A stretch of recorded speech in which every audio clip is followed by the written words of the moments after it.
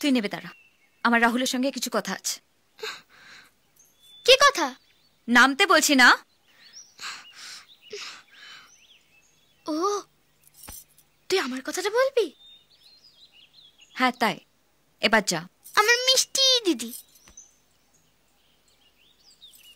Thank you. কি হলো বল? একটু দূরে যা।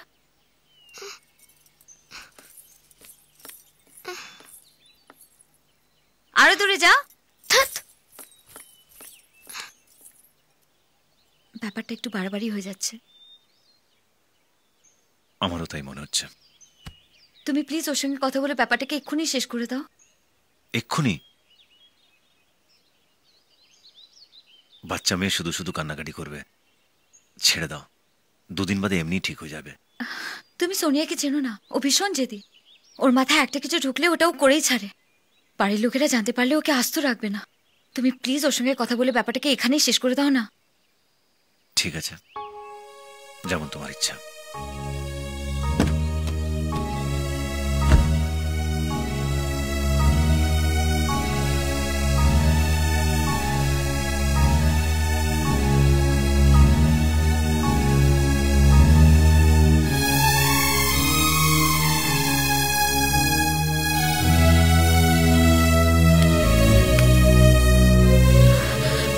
সোনিয়া,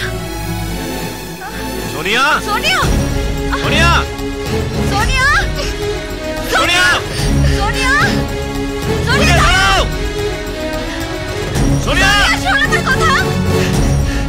সোনিয়া, সোনিয়া, শোনো! Sonia, Sonia, Sonia, help! Sonia, Sonia!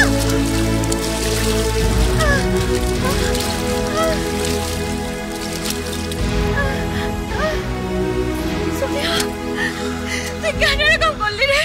Sonia, Sonia! Doctor, ambulance, hospital! এই, ভগবান! এই, এই!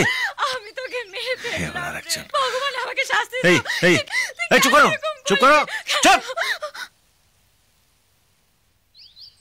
কেন? এই, বসো ওখানে, বসো, বসো চুপ করে। আমি তো মুখ বন্ধ।